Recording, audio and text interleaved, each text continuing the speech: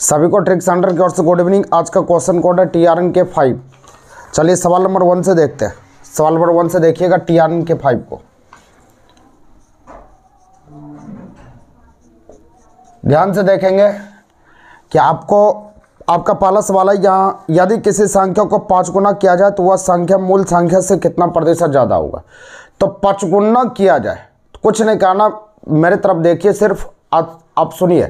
5 गुना करना है तो वृद्धि कितना होगा, 4 गुना होगा। जैसे हम बोलेंगे कि 5 गुना हो गया, जैसे हम किसी को पैसा 1000 दिए, वो पैसा को 5 गुना कर दिया, मतलब 5000 हमको दिया, 1000 हम उसको दिए तब ना हमको 5000 दिया, तो वृद्धि कितना हुआ, 4। वृद्धि 4 गुना हुआ, तो 4 गुना हुआ तो हमको प्रतिशत कहता है, तो 4 गुना वृद्धि होगा तो 400% वृद्धि हो जाएगा, क्योंकि प्रतिशत के लिए 100 गुना होता है। तो 5 गुना में 400% वृद्धि, 8 गुना में 700% वृद्धि, एक कम कर देना है, 100 डाल देना है। 9 गुना में 800% वृद्धि, 6 गुना में 500% वृद्धि, 2 गुना में 100% का वृद्धि, 50 गुना में 49% की वृद्धि, 25 गुना में 2400% का वृद्धि। बस यहाँ पर कहता है यदि किसी संख्या को 5 गुना किया जाए तो उस संख्या में कितने प्रतिशत की वृद्धि होगी, तो आपका आंसर हो गया 400% आंसर हो जाएगा। अगला का, यदि किसी वृत्त की त्रिज्या को 8 गुना किया जाए तो उस वृत्त के क्षेत्रफल में कितने प्रतिशत की वृद्धि हो जाएगी। तो वृत्त का क्षेत्रफल हम जानते हैं कि πr² होता है, तो इसमें r को हमको बोलता है कि 8 गुना किया जाए, तो 8 गुना किया जाए तो 8 यहाँ लिख दिए, 8 का लिख दिए, त्रिज्या को बोला 8 गुना, इस पर स्क्वायर है, स्क्वायर डाल दिए, तो 64 गुनी हो गया। 64 गुनी में 1 कम कर दिए, 6300% की वृद्धि हो जाएगा, आंसर हो गया 6300% आंसर हो जाएगा। अगला सवाल नंबर 3 का आता है, यदि किसी वर्ग की एक भुजा को दुगुना किया जाए तो उसके क्षेत्रफल में, वर्ग का क्षेत्रफल, जो आप नहीं भी पढ़े हैं वो सिर्फ सुन के आप समझ सकते हैं सवाल क्या होता है। वर्ग का क्षेत्रफल बराबर भुजा स्क्वायर। कोई भी स्टूडेंट है, सिर्फ मेरे वीडियो को देखते रहिए, आपको बहुत कुछ समझ में आ जाएगा। भुजा को दुगुना बोला, 2 लिख दिए, इस पर स्क्वायर काट दिए। दुगुना मतलब क्या, 4 गुनी हो जाएगा, 4 गुनी हो गया। 4 गुनी मतलब कितना, 101 कम कर दिए, 300% आंसर हो जाएगा। अगला सवाल का आता है, यदि किसी शंकु की ऊंचाई को 3 गुना किया जाए तो उस शंकु के आयतन में कितने प्रतिशत की वृद्धि हो जाएगी। तो शंकु का आयतन में कितने प्रतिशत की वृद्धि होगी ये कहता है। तो शंकु का आयतन हमको पता करना पड़ेगा कि शंकु का आयतन क्या होता है। 1/3 πr² होता है, ये होता है। अब हमको कहता है ऊंचाई में कीजिए, तो ऊंचाई तो सिर्फ ये है, तो और बगल वाला को, रेस्ट को, सबको छोड़ दिए। अब यहाँ पर बोलता है कि 3 गुना किया जाए ऊंचाई को, तो ऊंचाई को 3 गुना किया जाए तो ऊंचाई में सिर्फ h है, तो 3 लिख दिए। 3 गुनी मतलब कितना हो जाएगा, 200%। 200% की वृद्धि हो जाएगी, बस ये आंसर हो गया 200%, ये आंसर हो गया 200%। देखिए अगला सवाल का आता है, यहाँ पर अगला टाइप चेंज हो गया है, ध्यान देना है, टाइप चेंज हो गया, ध्यान दीजिएगा। सोहन की ऊंचाई मोहन की ऊंचाई से 20% ज़्यादा है, तो सोहन की ऊंचाई मोहन की ऊंचाई से 20% ज़्यादा है, तो सोहन की ऊंचाई से कितना प्रतिशत कम होगा। तो यहाँ पर देखिए सवाल थोड़ा सा गलती टाइप हो गया है, ध्यान दीजिएगा। सवाल कहता है सोहन की ऊंचाई मोहन की ऊंचाई से 20% ज़्यादा है, तो मोहन की ऊंचाई होना चाहिए, तो मोहन की ऊंचाई सोहन की ऊंचाई से कितना प्रतिशत कम है, ऐसा होना चाहिए। तो यहाँ पर ये गलती टाइप हो गया, इसको ठीक कर लिए, ध्यान दीजिएगा, इसको हम समझाते हैं। जैसे हम बोलेंगे कि हम जो है, हम आपसे जैसे AB कर लिए, AB से ये 20% ज़्यादा है, तो ये ज़्यादा है, तो ये प्लस में होगा, तो ये क्या होगा, माइनस में होगा, अल्टरनेट होगा। एक आदमी ज़्यादा होता है तो दूसरा आदमी कम होता है, तो अल्टरनेट वाला सवाल जो रहेगा उसके लिए सिर्फ एक हथियार आपको देते हैं जो कि किसी भी सवाल को विनाश कर सकता है। सिर्फ एक चीज़ को ध्यान रखना, चाहे कुछ भी रहे, आलू रहे, बैगन रहे, चूरा रहे, चीनी रहे, कद्दू रहे, करेला रहे, खीरा रहे, कुछ भी रहे, आप सारे सवाल को बना सकते हैं। प्रतिशत में इसमें हम भेंट करेंगे, तो प्रतिशत में बहुत टाइप का सवाल आपको पढ़ाएंगे इसमें तत्काल। अभी देखिए यहाँ पर ध्यान से, या जो पढ़े होंगे तो उसको समझ में आ गया होगा कि कौन सा सूत्र काम करेगा। देखिए हम समझाते हैं, इसके लिए कुछ नहीं करना, कमी या वृद्धि, कमी या वृद्धि गुना 100। अगर कमी करेगा तो 100 माइनस करना, और वृद्धि करेगा तो 100 प्लस करना, ध्यान देना है। सवाल कहता है कि यदि सोहन की ऊंचाई मोहन की ऊंचाई से 20% ज़्यादा है, तो मोहन की ऊंचाई सोहन की ऊंचाई से कितना प्रतिशत कम है। तो कम रहे या ज़्यादा रहे कोई फर्क नहीं पड़ेगा, 20 गुना 100 होगा ही। कम भी बोलेगा तो 20, वृद्धि भी बोलेगा तो 20, ऊपर कोई चेंजिंग नहीं, जैसा होगा नीचे सिर्फ फर्क होता है। तो 20% शुरू में कहा दिया कि 20% ज़्यादा है, तो 20% ज़्यादा है तो ज़्यादा में 100 प्लस कर लेना, अगर कम कहता हो तो 100 माइनस करते हैं, बस 120 यहाँ कर लेना, बस इसको कटाना है। 6 बार में कटेगा, ये 50 बार में कटेगा, और ये 3 बार में 50/3 हो जाएगा, तो लिखेंगे 16.2/3। बस यही 16.2/3। जब यहाँ ज़्यादा करेंगे ये कम में आंसर देगा, ये कम ही आपका आंसर हो जाएगा, बस इतना ही आंसर होगा। आपको कुछ नहीं करना है। अभी 3-4 सवाल है, उसको हम बनाते बनाते सिखा देंगे। अल्टरनेट वाला है, एगो को कम करे दूसरा को बढ़ाने बोले, एगो को बढ़ाए दूसरा को कम करे, उल्टा जब रहेगा ना, बस ये सूत्र उसके लिए काफ़ी है। ये सूत्र पर डाल दीजिएगा, आपका आंसर बन जाएगा। जैसे यहाँ पर कहता है राम की आय श्याम की आय से 25% ज़्यादा है, तो श्याम की आय राम की आय से कितना प्रतिशत कम है? उल्टा सवाल है ना, तो 25 गुना 100, चुपचाप 25 गुना 100 लिखेंगे। ज़्यादा कहा तो ज़्यादा वाला शुरू में कर देंगे 125, ये 5 बार में कट जाएगा, ये 20 बार में कटेगा, बस यहाँ पर 20% की कमी आंसर हो जाएगा, यही उत्तर हो गया। 1-2 बार वीडियो को अच्छा से सुन लीजिएगा, आपको समझ में अच्छे से आ जाएगा। अगला सवाल 7 पर आते हैं। 7 नंबर का आता है यदि 7 नंबर ए की वर्तमान आयु बी की आयु की 4 गुनी है, ये तो बी की आयु से कितना प्रतिशत ज़्यादा है? देखिए यहाँ पर ध्यान देना है, यदि ए की वर्तमान आयु बी की वर्तमान आयु से 4 गुनी है। 7 नंबर सवाल का आता है ए की वर्तमान आयु बी की वर्तमान आयु से 4 गुनी, ये 1 है तो ये 4 है, तो हमको कहता है कि ए की आयु बी की आयु से कितना % ज़्यादा है। तो पहले देखिए कितना ज़्यादा है, ये बोलेंगे 3 गुना ज़्यादा है, ये 1 तो ये 4 है तो 3 गुना ज़्यादा है, तो 3 ज़्यादा है तो 3 गुना ज़्यादा है, तो 3 गुना ज़्यादा को हम क्या कहते हैं? 300%। बस आंसर हो गया 300%, और कुछ करना नहीं, ये आंसर होगा 300%। आपका आंसर होगा 300%। समझ में आ गया? कोई सूत्र का प्रयोग नहीं करना। अगर 5 गुना रहता तो आप लिखते 400%, 8 गुना रहता तो आप लिखते 700%, क्योंकि आपको शुरू में ही सिखा चुके हैं। अगले सवाल की ओर आइए। रमेश की आयु सुरेश की आयु से 5 गुनी है, तो रमेश की आयु सुरेश की आयु से कितना प्रतिशत अधिक है? आप इसका आंसर खुद देंगे, आप इसका आंसर बताएंगे कि आपका आंसर क्या होता है, इसको बनाएंगे। जो नहीं मेरा क्लास करता है वो बनाएगा, इसको बनाएगा, सूत्र का प्रयोग करेगा, तब उसका आंसर आएगा। लेकिन आपको डायरेक्ट आंसर बताना है, कमेंट बॉक्स में देना है कि आंसर क्या आता है। चलिए अगला सवाल पर आइए। m की आयु n की आयु की 3 गुनी है, तो n की आयु m की आयु से कितना प्रतिशत कम है? तो 3 गुनी का है। फिर से ये सवाल आ गया 9 नंबर। m की आयु n की आयु के 3 गुनी है, अगर ये 1 तो ये 3, कितना प्रतिशत? यदि m की आयु n की आयु से 3 गुनी है, m की आयु n की आयु से 3 गुनी है, तो n की आयु m की आयु से कितना प्रतिशत कम है? ध्यान दीजिएगा, m की आयु n की आयु की 3 गुनी है, अगर ये 1 तो ये 3 है, तो यहाँ पर कहता कितना ज़्यादा है, तो 200% ज़्यादा हो जाता है। तो 200% ज़्यादा हो जाता है, क्योंकि यहाँ 2 ज़्यादा है, तो इससे कहता, तो ये बैठता कैसे, इसको ध्यान दीजिएगा। तो इससे कहेगा कितना ज़्यादा है, तो 2 गुना ज़्यादा है, तो वृद्धि गुना 100 बटा जिससे तुलना करे उसको नीचे देते हैं। तो तुलना इससे कर रहा है, तो तुलना यहाँ होगा, तो 200% ये होगा। लेकिन हमको कहता है कितना ये कम है, तो कितना कम की बात करता है। इसके लिए सूत्र एक आध देते हैं, आप समझ सकते हैं इसको ध्यान से। तो यहाँ पर सूत्र होता है कमी या वृद्धि, तो कमी यहाँ पर है, तो कमी गुना 100 बटा जिससे तुलना करें, जिससे तुलना करें, बस ये सेट कर लेना है, आपका आंसर हो जाएगा। तो इससे कितना कम है? 2 गुना 100। n जो है m से कितना कम है? m से, तो m से यहाँ डालिए, 200/3 होगा, 66.2/3 होगा, बस 66.2/3 ये कमी हो जाएगा, यही आपका आंसर प्रतिशत में हो जाएगा, यही उत्तर होगा। समझ में आ गया? 66.2/3% की कमी हो जाएगा। अगला सवाल का आता है यदि a की कमाई b की कमाई से 5 गुनी है, तो b की कमाई a की कमाई से कितना प्रतिशत कम है? ध्यान दीजिएगा। 10 नंबर सवाल, 10 नंबर सवाल आपका कहता है कि यदि a की कमाई b की कमाई का 5 गुना है, ये 1 तो ये 5 हो जाएगा। तो हमको कहता है b की कमाई a की कमाई से कितना कम है? कितना कम है? तो कितना कम है 4, 4 गुना 100। तो बी की कमाई ए से, तो ए को नीचे डाल लीजिएगा, यहाँ पर 20 होगा, 80% कम है, बस ये आंसर हो जाएगा 80% कमी। बस ये सूत्र का प्रयोग करना है, आपका आंसर हो जाएगा। समझ में आ गया होगा।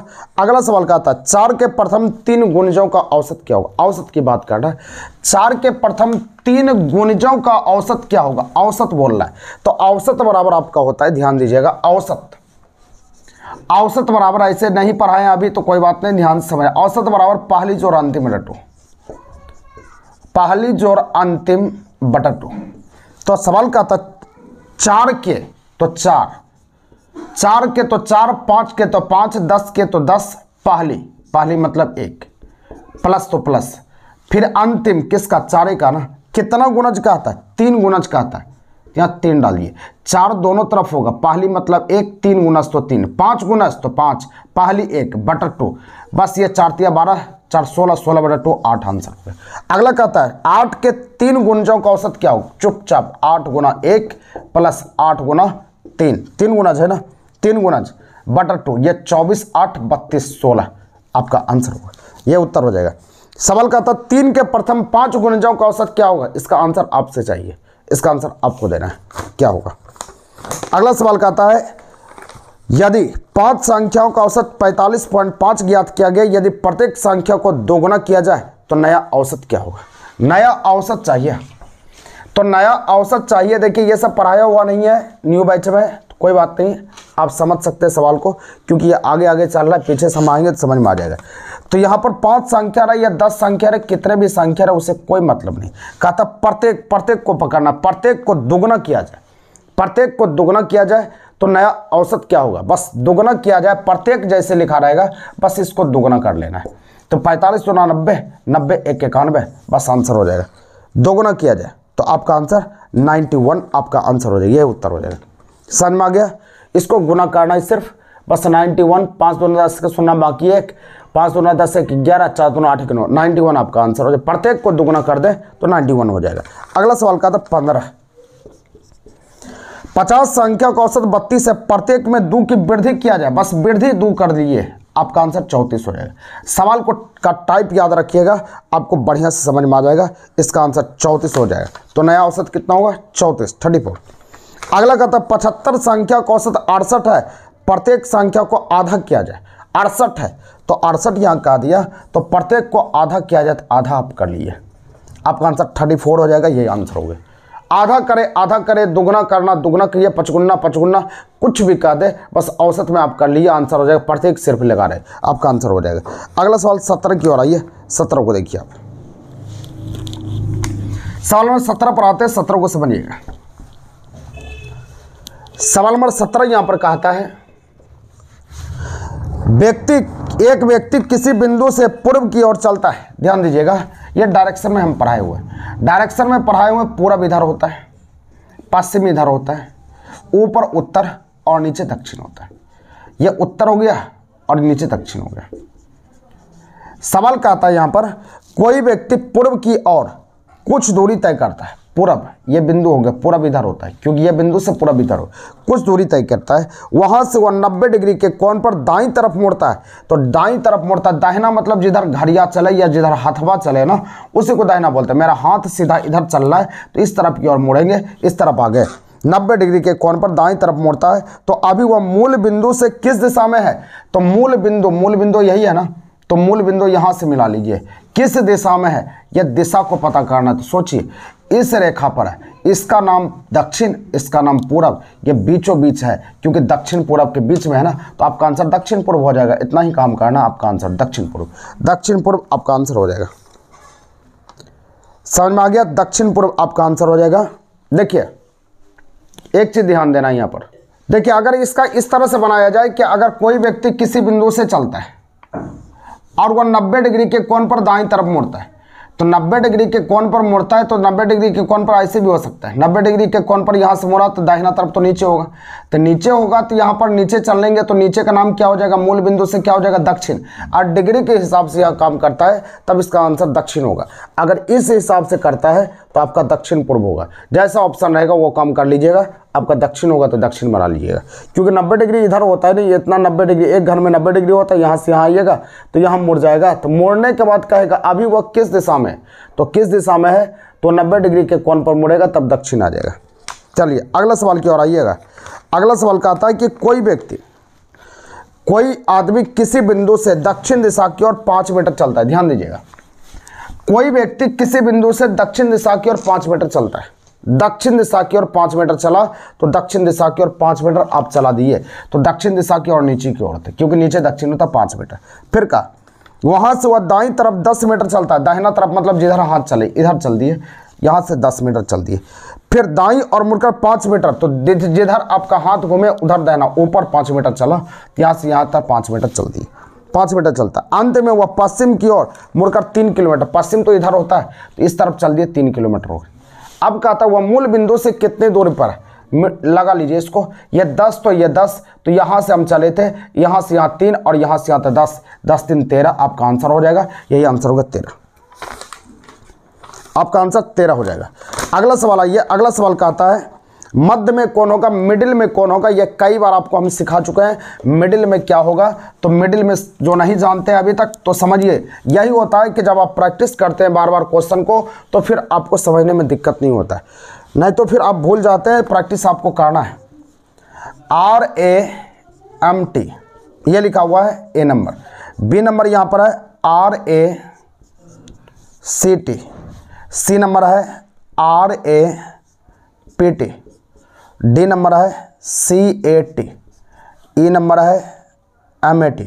एक हम समझा देते हैं, मिडिल में कौन होगा ये कहता है। तो मिडिल में करने के लिए ABCD जो जानता है, नंबर जिसको याद है वो बना सकता है। तो यहाँ पर देखिए मिडिल में कौन होगा, देखिए सबके पास R है, इसके पास M है, इसके पास C है।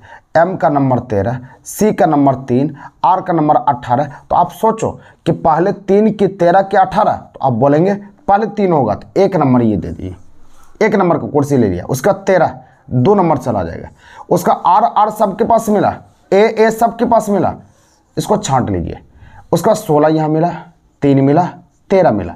तो ये तीनों में सोचे, जिसको नंबरिंग कर दिया उसको नहीं देखना है। ये 3 चला गया, 2 कुर्सी भर गया तो ये 30 नंबर पर चला गया। ये 16 ये 13 ये चौथे नंबर पर चला गया और ये 5वां नंबर पर जाएगा। तो हमको कहता मिडिल में कौन होगा, तो मिडिल मतलब क्या 5 आदमी है, तो मिडिल में कौन होता है, जो 3 नंबर पर बैठता है वही होता है। जैसे 1 2 3 4 5 आदमी है, तो मिडिल में तो यही आदमी है, तीसरा वाला ना। तो 3 नंबर जिसको कुर्सी दिए है वही मिडिल में हो जाएगा, वही आंसर हो। समझ में आ गया। चलिए अगला सवाल एक और हम बना देते हैं, एक और बना देते हैं, उसके फिर आप बनाइएगा इसको। एक और बना देते, ध्यान देना है। सवाल नंबर यहाँ पर 20 पर आइए, 20 पर आइए, ध्यान दीजिए।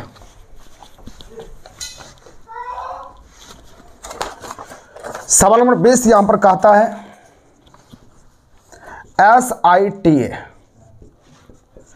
2 नंबर कहता है SIRMA, B नंबर हुआ, C नंबर यहां पर है SIRITA, D नंबर का SIMA, E नंबर बोला SIRAM। ये का जो सब में मिला उसको छाड़ दिया आप, उसका नंबरिंग कीजिए। 18 13 सबके पास 18, ये 20 है। तो पहले 13 आएगा तो 1 नंबर चुपचाप दे दिए आप। ये 18 18 18, तो पहले ये तीनों आएगा ना, तो सब में RR मिल गया तो आगे बढ़ेंगे। ये 1 ये 9 ये 13, इसको अभी लास्ट में छोड़ देंगे, ये तीनों को बैठाएंगे तब उसको करेंगे। 1 पहले आएगा तो ये 2 नंबर का कुर्सी दे दिए, 9 आएगा ये 3 नंबर का कुर्सी, ये 4 नंबर का कुर्सी, ये लास्ट में 5 नंबर। मिडिल खोजता है, बस आंसर मिडिल हो गया। समझ में आ गया, मिडिल यही आंसर हो जाएगा। चलिए अगले सवाल की ओर बढ़िएगा। सवाल नंबर आगे आते हैं। सवाल नंबर यहाँ पर है, यदि MOHAN 21 पर आइएगा, 21 पर आना है, 21 को समझना है। जो ज्वाइन किया है आज भी, तो सवाल को सिर्फ ध्यान से देखना है, समझ में अच्छे से आ जाएगा आपको। सवाल नंबर 21 का आता है यहाँ पर MOHAN, इसको लिखा गया PCJQO। ये कई बार हम बता चुके हैं। ये 13 15 8 1 14 16 3 10 17 15। देखिए 13 से 16 हुआ, 3 प्लस 15 से ये 3 हो गया, ये कहीं गड़बड़ किया गया है, ऐसा नहीं होगा। अब देखिए 8 से ये 10 हो गया, पीछे से किया गया, चलिए पीछे से, आगे से नहीं है, पीछे से 14 2 16, या 1 2 3, 8 2 10, उसका 15 2 17। अब यानी पीछे से आपको 2 2 प्लस किया है, पीछे से 2 2 प्लस किया गया है ना, तो पीछे से आप 2 2 प्लस कर दो, पीछे से 2 2 प्लस कर दो, आपका आंसर हो जाएगा SOHAN। पीछे से 2 2, 14 14 2 16, 1 2 3, 8 2 10 J, 15 2 17 Q, 17 2 19, 19वां लेटर आपका हो जाएगा S। बस आंसर हो गया, ये उत्तर हो जाएगा। समझ में आ गया। अगला सवाल का था 22, SATYA सत्या को लिखा गया है QYRWY। देखिए क्या किया गया है, तो यहाँ पर सत्या को लिखा 19 से 17 2 घटा, 1 से फिर 25 हो गया 2 घटा, यहाँ पर 20 से या 18 हो गया 2 घटा, 25 से, तो यानी 2 2 घट रहा है। तो इसका आंसर आपको बताना है कि आंसर क्या होता है। सब में 2 2 माइनस हो रहा है, इसका आंसर बताएंगे। अगले सवाल की ओर बढ़ते, सवाल नंबर 23 पर आइए। 23 को समझिए, ध्यान दीजिए सवाल नंबर 23 पर। 23 नंबर कहा था यहाँ पर MANISH, मनीष को लिखा गया है 809514, उसका लिखा है ARMAN, इसको लिखा गया है। इसको क्या लिखना है, यही है ना। तो सोचिए आप, यहाँ पर AR, A भी है, R नहीं है, M है, उसका A है, उसका N है, तो यहाँ पर ARMAN। तो यहाँ पर सोचना है कि M का नंबर 13 और इसका 8। देखिए यहाँ पर क्या किया गया, ध्यान देना, 13 1 14 9 19 8। देखिए 8 का 8 लिख दिया, 9 1 10, डबल डिजिट को जोड़ के सिंगल कर दिया, 9 का 9, 4 1 5 यहाँ लिख दिया गया, सिंगल का सिंगल, ये 3 1 4, यानी कि डिजिट को जोड़ दिया और कुछ नहीं करना है। 1 18 13 1 14, ये दोनों को जोड़ेंगे 5, सिंगल को सिंगल, ये दोनों को जोड़ेंगे 4, ये दोनों को जोड़ेंगे 9, 1 का 1। बस यही आंसर होगा, ये उत्तर होगा। समझ में आ चुका है, यही आंसर होगा। अगले सवाल की ओर आइएगा, सवाल नंबर RITA, रीता को लिखा गया IRGZ MOC के मॉक को लिखना है। इसको देखते हैं, 24 को। 24 नंबर का है RITA, इसको लिखा गया है IRGZ। देखिए R को उल्टा I, A को I को उल्टा R, T को उल्टा G, A को उल्टा Z, सबको उल्टा लिखा गया। जिनको याद नहीं, जो न्यू स्टूडेंट है, कल क्लास में भेंट करेंगे, उसको उल्टा और ये दिया जाएगा। M को उल्टा N होता है, O को उल्टा L होता है, C को उल्टा X होता है CX, K को उल्टा P, बस उल्टा लिख लीजिए, आपका आंसर हो गया।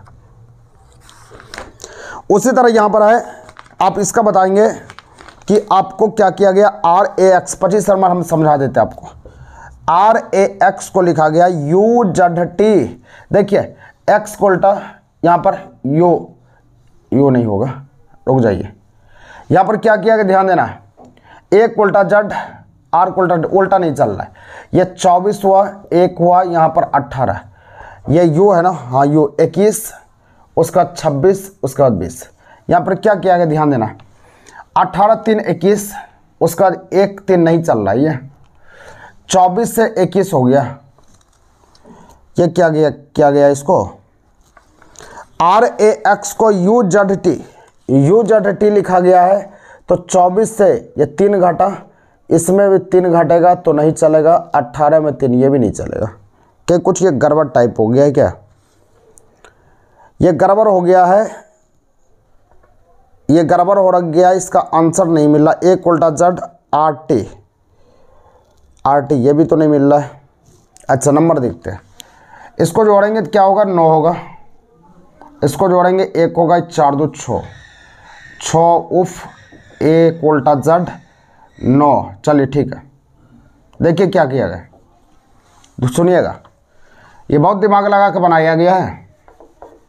ये दोनों को जोड़िए आप, इसको जोड़िए तो कितना होगा, इसको जोड़िएगा तो क्या होगा, 6 का नंबर F, ये सिंगल को सिंगल लिख दिया, और ये 8 1 9 को I। देखिए इसका उल्टा उफ होता है, 1 उल्टा Z होता है, I को उल्टा आई को उल्टा, ये भी तो अच्छा आई है ना, ये भी तो नहीं पढ़ रहा है आई,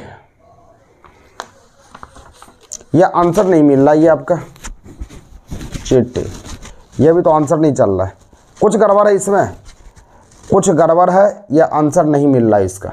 चेक कर लीजिएगा क्या आंसर आपका, इसको एक बार ट्राई कर लीजिएगा, कुछ अगर हो रहा है तो इसको बना लीजिएगा क्योंकि इसमें सही चीज़ नहीं मिल रहा। यदि किसी घर में 9:45, तो आपको बताएं कि यदि दोनों कांटा एक ही डिजिट पर हो तो सिर्फ मिनट का हाफ कर लीजिए, 9:45 22.5 डिग्री आपका आंसर हो जाएगा। आपको याद रखना है कि दोनों कांटा एक ही डिजिट पर होगा तो सिर्फ मिनट का हाफ कर लेना, आपका आंसर हो जाएगा 22.5। 6.5 दोनों कांटा एक पर होगा, 6.5 30 का आधा 15 डिग्री आंसर होगा। यदि घड़ी के डायल पर स्थित अंग्रेजी वर्णमाला को इस प्रकार व्यवस्थित किया जाए कि 1 के स्थान पर से, ध्यान देना जो नहीं जानते, 2 के स्थान पर ई, तो हमको लिखना है 10 के स्थान पर वट, इसको लिखना है। देखिए सी का नंबर 3, ई का नंबर 5, 10 के स्थान पर वट, तो कुछ नहीं करना, ऊपर जो लिखा है उसको लिख लीजिए।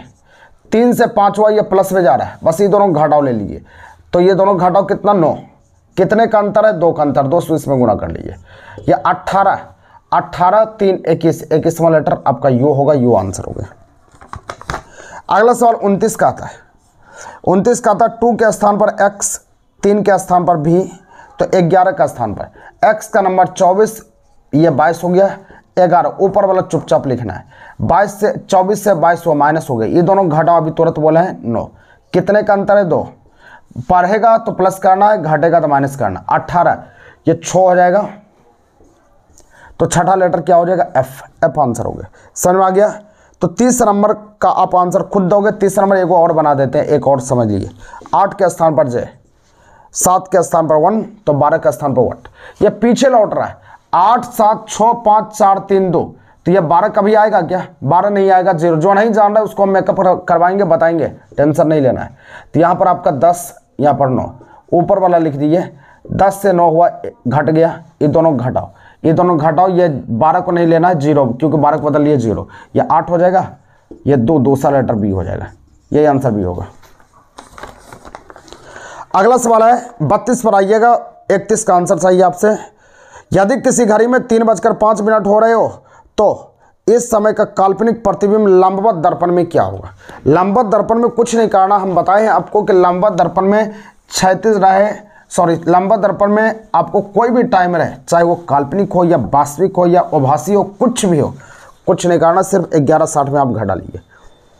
32 नंबर 11:60 में आप घटाइएगा, लंबवत दर्पण 3:5, बस आपका हो जाएगा 8:55, आपका आंसर होगा, ये उत्तर हो जाएगा 8:55। यदि किसी घड़ी में 10:30 हो रहे हो तो जल प्रतिबिंब में होता 18:30 में घटता है। 18:30 में 10:30 को घटा लीजिए आप, तो 8 बज जाएगा, 8 बज जाएगा, यह आंसर हो जाएगा। ट्रिक को कितने तरह से लिखा जा सकता है, इसके लिए ट्रिक को कुछ नहीं करना, TRIC के कितने बार लिखा है, 1 2 3 4 5, तो इसको लिखा जाता है फैक्टोरियल 5, बस फैक्टोरियल 5 का मतलब होता है 5 से लेकर 1 तक गुना कर लीजिए। 5 4 3 2 1, बस इसको गुना, 5 और 20 60 गुना 120, आपका आंसर हो जाए, ये उत्तर हो गया, और कुछ नहीं करना है। अगला सवाल का आता है यहाँ पर लास्ट, सेंटर को कितने तरह से लिखा जा सकता है, दोनों को समझिए आप, एक बार और वीडियो देख लीजिएगा, समझ में आ जाएगा। सेंटर CENTRE, 1 2 3 4 5 6 फैक्टोरियल 6 लिख दिए। रिपीट करने वाला, रिपीट कर रहा है कितना, ई 2 बार, जो रिपीट करता है उससे भाग दे रहा है, और कुछ नहीं करना। इसका मतलब होता है 6 5 4 3 2 1, परमुटेशन कॉम्बिनेशन का है, ये 2, इसका 2 गुना 1, ये दोनों कैंसिल हो जाएगा, इसको गुना कर लेना, गुना करके बताना है कि आपका आंसर क्या होता है। चलिए आज इतना ही रहने देते हैं, नेक्स्ट वीडियो के साथ कल मिलेंगे, तब तक ट्रिक्स सेंटर की ओर से जय हिंद।